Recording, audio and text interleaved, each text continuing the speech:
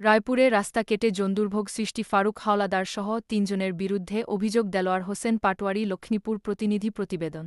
লক্ষ্মীপুর জেলার রায়পুর উপজেলায় চলাচলের গুরুত্বপূর্ণ একটি রাস্তা কেটে দেওয়ার অভিযোগ উঠেছে ফারুক হাওলাদার, জাকির হাওলাদার ও হাবিব হাওলাদারের বিরুদ্ধে। ঘটনাটি ঘটেছে উপজেলার ৮ নং ইউনিয়নের ৭ নং ও ৪ নং ওয়ার্ডের বাহার মোল্লারহাট বালুর মাঠ এলাকায় মোল্লারহাট থেকে প্রায় আধা কিলোমিটার পশ্চিমে। স্থানীয় বাসিন্দা নূর মোহাম্মদ অভিযোগ করে বলেন, এই রাস্তা দিয়ে শত শত পরিবারের মানুষ প্রতিদিন যাতায়াত করে। হঠাৎ করে ফারুক হাওলাদার, জাকির হাওলাদার ও হাবিব হাওলাদার ৩ জন মিলে চলাচলের রাস্তা কেটে দেয়। আমি বাধা দিতে গেলে ফারুক হাওলাদার জানান, উপজেলা নির্বাহী কর্মকর্তার নির্দেশে নাকি খালের ওপর দিয়ে যাওয়া অংশ বাদ দেওয়ার কারণে তারা রাস্তা কেটে দিয়েছেন।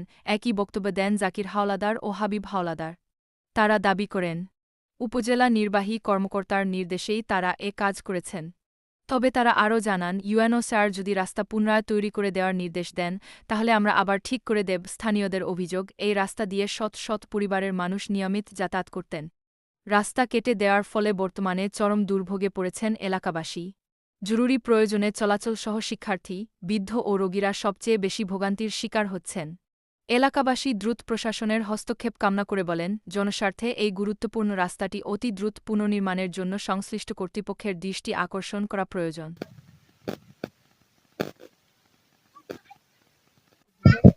ওনার নাম দিবেন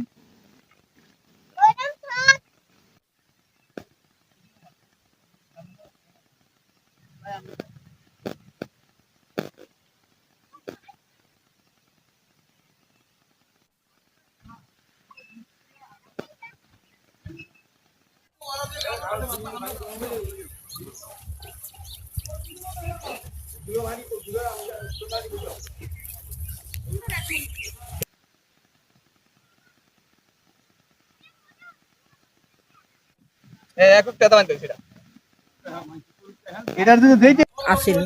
আচ্ছা এটা কাটার, এটা কেন কাটলো? এটা কে কাটছে, কারা কাটছে? বলতে পারি না কারা কাটছে। তো এখন আপনাদের যাতায়াতের কি সমস্যা হচ্ছে না? কাটার তো সমস্যাই, হ্যাঁ, সমস্যাই। আগে তো রাস্তা ছিল নাকি? জি এখন কারা কাটছে আপনারা জানেন? না, কারো চিনেন না? না। এই ডাইন পাশে হলো ৪ নম্বর ওয়ার্ড, বাম পাশে ৭ নম্বর ওয়ার্ড। এই এলাকার মানুষের চলাফেরা করতে অসুবিধা, রোগী নিতে অসুবিধা, বিভিন্ন মানুষের যাতায়াত অসুবিধা, কিছু মানুষের লেখাপড়া করতে ছাত্রছাত্রীরা অসুবিধা। যে তোমার ক্ষেত্রে মালিকের এদিকে জমিন রাজি হয়েছে, এদিকে জমিন রাজি হয়েছে, তখন এই রাস্তাটা আবার পুরোই অসুবিধা করেছে। আমরা দেখতেছেন, আমরা দেখেন। ওনার নাম আওয়ামী লীগের জাকির হালদার, ওনার বাবার নাম জলিল হালদার। চলাচলার রাস্তা ছিল, এই রাস্তাটা আপনার কাটার উদ্দেশ্যটা কি? এই রাস্তাটা আমাকে নিজের অর্থায়ন দিয়ে এখান থেকে ওই মাথাবন্ধ আরো বানছি জনগণের টাকা দিয়ে। এটা সম্পূর্ণ জমিন ছিল, এখন আমরা এটা বানছি। বান্ধার পরে টিউনু সাহেব রায়পুর থেকে ফোন দিছে যে সড়ক হাল সড়ক করে রাখতে। এখন আমরা টিউনু সাহেবের